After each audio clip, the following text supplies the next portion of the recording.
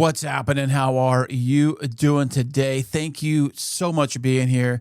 I am Chris, and this is Cool Cars with Chris, the world famous podcast, Cool Cars with Chris. You clicked on the right show at the right time. And on today's fantastic episode, we are going back over to Willow Springs to have a conversation with Meredith Burns, the president of Southern California's chapter of Women in Motorsports in North America. Check that out. And if you want to see everything that's happening in this episode today, it will be in video format. So if you're listening on an audio podcast, hey, that's fine. Audio is great. I love audio podcasts.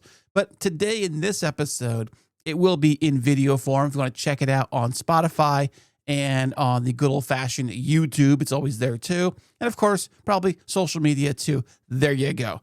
But yeah, we were talking to Meredith about her love for racing and bringing women back into the motorsport of racing. How do you do that? And what gets a woman actually excited about motorsports? We're going to talk about that. And of course, today's episode is brought to you by Podtastic Audio. Hey, look, I know I make this look easy. Podcasting isn't always easy for everybody. It's, the technology, figuring out what to say it, how to deliver, how to edit, all those things. It's crazy. I get it. So let me help you out. You can message me directly through my website at coolcarswithchris.com. Send me a message and I will see what I can do to help you out. There you go. And on that, let's roll.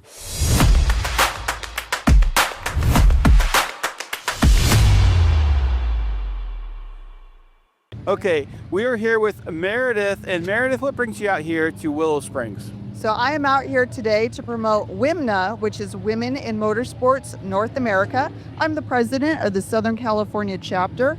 We're all about advancing, connecting, and enabling women in motorsports. Now, typically, I guess you would say women in motorsports probably been not as popular as with the men, I would think. So what is your draw to get women into women into motorsports?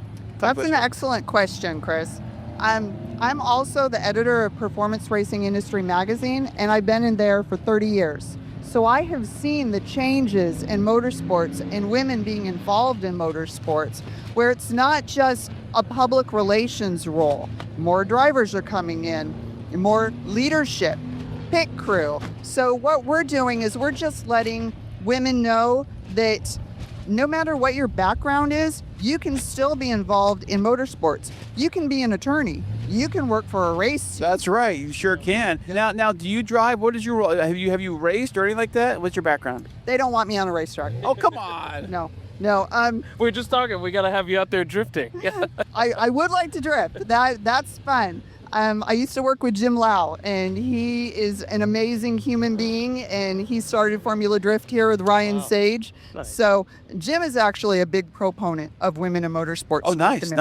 Yes, he helps us out tremendously. That's fantastic. So where's your headquarters located out of? So our national office is based in North Carolina, but we have various chapters. So we are also in addition to North Carolina, we're in Detroit, Southern California, Indianapolis, and we have a few other new chapters starting up. Nice. So women in motorsports, what is probably the most popular, or I would say popular, what's the most favorite event that women get drawn to when it comes to motorsports?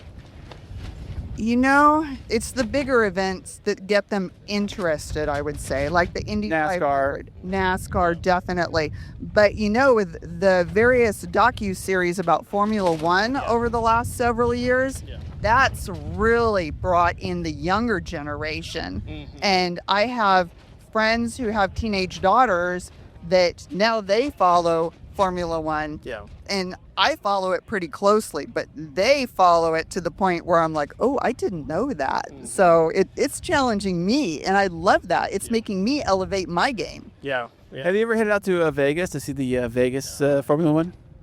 I have not. Okay. I have not. It's pretty cool having that kind of close to home now, even though I know it causes a whole stir for the whole city when that happens during that week or so. And they actually have bridges they built that heads over I think it's 2 or 3 bridges they built to go over to the casinos in the center. I always wondered, when I see Vegas, how do you like, how do you get your room, your hotel, if the track goes around, you know? Exactly. Yeah, I went to the Formula One race back in Indy years ago. Okay, nice. Are they loud in person, those cars? Depends on which kind of cars you're talking about. Oh, really? Yeah. You know, personally, the sound of a Formula One car today compared to 20 years ago, you know, with those high RPMs, oh, music to my ears. Yeah. I understand why they're changing, but it doesn't have the same feel to me. It's a different. Yeah. I mean, it's a gadgety now these days, and computers and all that kind of stuff. So, thoughts on the F1 movie? On the F1 movie, you know what? Any movie, television show that promotes motorsports, I'm on board. Yeah. What about Brad Pitt's role in that movie? He's Brad Pitt. Well, you know, I mean, you can't argue with that, I guess. The ladies go to see Brad Pitt, and if That's true. And if it means that they're going to go to a Formula One race and now be a Max fan or a Fernando fan or whoever, go for it. Yeah, definitely. That's a good point. Because Brad Pitt kind of has that ability to like be in a role. But it's a movie too. It is a big major movie too. You got that big role too. They kind of, you know, I mean, it wasn't all about racing the entire movie, but there are other plots too kind of going on. That's how they do it these days. Get women and anybody really involved with the motorsports and movies, things like that. So, well, that's fantastic. One thing I was curious about, you might have kind of touched on it as well, but you know, what ways, I guess, is it more in the sense of connecting with like different racing teams or companies? Is it more of a connection point, or is there like, you know, are you doing hands-on things where like getting them involved in say like pit crews and different things like that, equipment, you know, or what are the ways, I guess, that you're kind of helping bridge the gap between, I guess, wanting to be more involved and actually getting involved? So we have our annual Women with Drive Summit. We have a case competition where we have teams of 4 college students, and they're doing it either, I think last year it was more of a business component, but this year it's more engineering. Okay. Where we're trying to get those students involved to give them those skills, not only like we'll say engineering, but they have to put together projects to get that business background. So we're trying to give them a more holistic approach to motorsports, and plus all of the different WIMNA events that we hold throughout the year, all the different chapter events in addition to our summit. The networking is fabulous. Oh, I bet. Yeah. I've already spoken to several folks here at this event that if they want to network, come to one of our events, men and women. We're just about promoting women in motorsports, so we appreciate the help from the men. Yeah. Well, hey, I support women in motorsports. I support women in all sports, to tell you the truth. So, but that's fantastic. That's great. Of all the motorsport events, which one's your favorite? Of all the motorsports events? Yeah. Do you want the PC answer or the real answer? The PC answer is whichever one I'm at. That's it. That's how you do it. Yeah. It's like whatever car you're driving. What's your favorite? Whatever car I'm driving right now. But my favorite event that I used to attend was Copper Classic, which used to be at Phoenix International Raceway. When it was PIR, now Phoenix Raceway. They would have a NASCAR stock car race, a USAC Silver Crown, a super modified, and a USAC midget. They had 4 various types of racing at this event.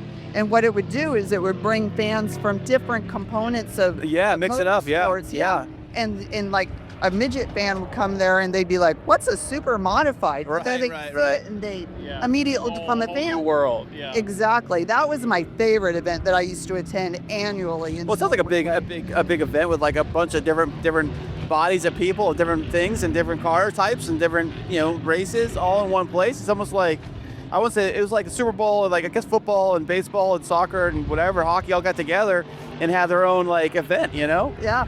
It's pretty crazy. It's all centered around the same thing. So Exactly. What of the cars you've seen today here, what is your favorite? Where's that little Porsche Speedster? That one right there? It's white. I don't see it. Right there. I think, What's what over there? Oh, it's right there. Yep. I love that car. Oh, wow. But our family, we're all big JDM fans. Yeah. So my son is with me. He's 20, and he has been just in heaven looking at all these classic Datsuns and Hondas. Yeah. So awesome. cool. Yeah. Yeah, that's mine right there. We both took him around the track today for the parade lap. It was so much fun. Oh, yeah.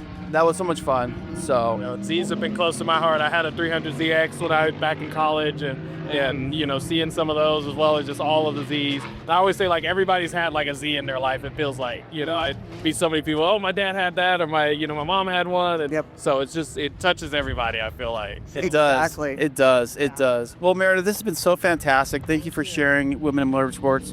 This has been so great, and I appreciate you stopping by today. All right. Thank you so much.